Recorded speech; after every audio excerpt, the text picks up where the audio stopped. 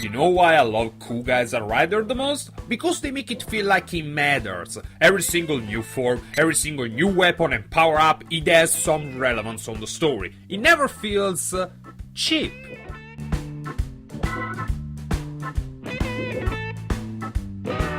This time the crime scene is a museum. Our local super septic is interviewing witnesses.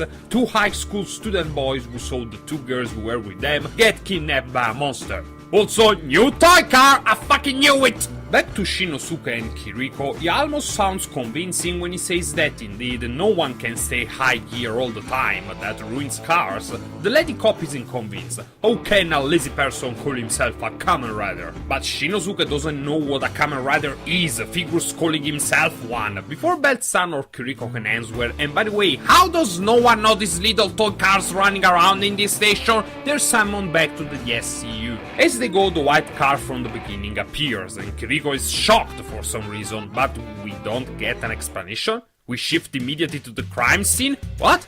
Is Shinosuke seriously not gonna ask about that? And we don't even see an investigation at all? What the hell? Hey you! Stop being septic when they confirm there was slowdown! Fortunately, our resident Techi brings up the haunted house thing from the last episode, saying that the MO was similar?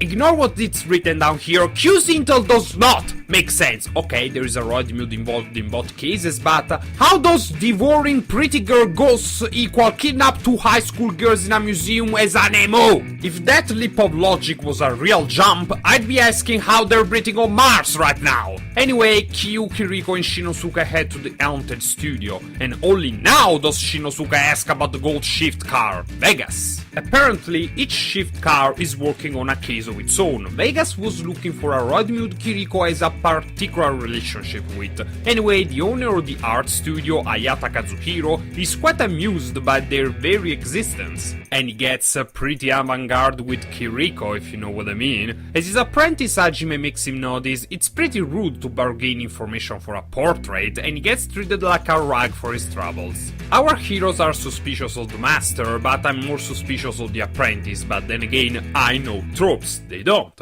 As they discuss slow down, a monster appears and what the fuck? Kiriko is disappearing in thin air? But Vegas appears to save the day. Is this the guy Belt-san was talking about then? Whoever he is, Shinosuke is on the case, and he's no slouch. He can manipulate things and people's molecules, moving them around. Shinosuke gets called a Kamen Rider again, and this battle is pretty cool, I must admit. And then we found out that his attacks can affect tires as well, which means time to put on the new guy, Vegas. Which looks kinda ridiculous and only gets a few seconds of screen time before not doing a finisher.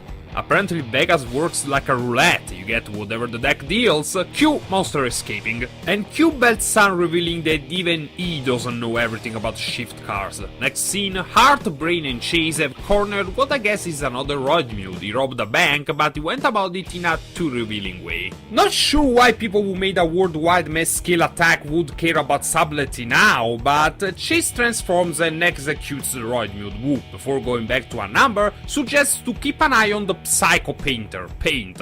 Heart agrees. After a brief scene apparently without point back in the drive key, Belt-san explains the Rodmute's physiology. While they're transformed into normal humans, they're perfectly hidden, so there is no choice but for them to wait for the next move. Which causes Kiriko to go ballistic. Yeah, she's not being very professional right now. She understands his logic, but she argues that acting outside of logic is what a Kamen Rider would do. Well, Shinosuke finishes for her. She storms out. While I agree with Shinosuke, Vegas seems to agree with Kiriko. Belt-san explains that 6 months before, during the global freeze, Kiriko was attacked by someone that may very well be this paint guy's pre-evolution. She was saved by Vegas and who Belt-san calls Proto-Drive. It was then that the enemies called him a Kamen Rider. This is why Kiriko is so focused on this road mute and why she idolizes Kamen Riders. Also, Proto-Drive lost his life during the global freeze. Unlike Shinosuke, he wasn't 100% attuned to the shift gear. We don't get to hear more because Kiriko finds a ticket in her equipment which the apprentice left her. And this is the first case of dump for plot of Drive. Kiriko, doing as this guy, who may be connected to the monsters she's terrified of, asked, going there alone without telling anyone else. As she does that, back to the SCU, Shinosuke only now gets to see a list of people disappear near the art studio, and surprise surprise, guess who was turned into paintings? And he only now notices Kiriko isn't in the room? Con the stick on! And back at the art studio, question, if they can talk and animate even as paintings, why didn't they do that the first time they were there? Hajime helps her get out of the studio before Paint surprises her, but then we discover, and this is a nice twist I admit, that there are not one but two Roid Mutes, evolved master and still learning apprentice. Shinosuke and the shift cars appear to save the day, and he didn't notice that one of the women was in the paintings, but that they were in Hajime's sketchbook. Also, his identity was fake. Unlike the evolved Paint, Shinosuke is pretty much wiping the floor with this Roid Mute, but Shinosuke believes this is the same guy as the other time?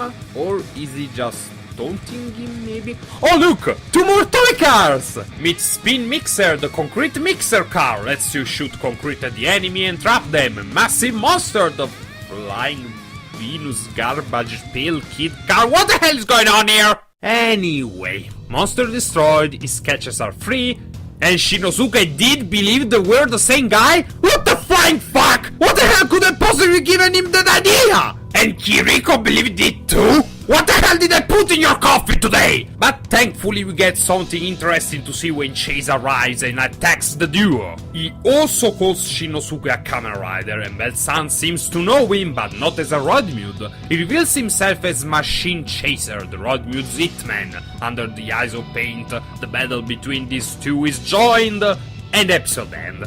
Of course.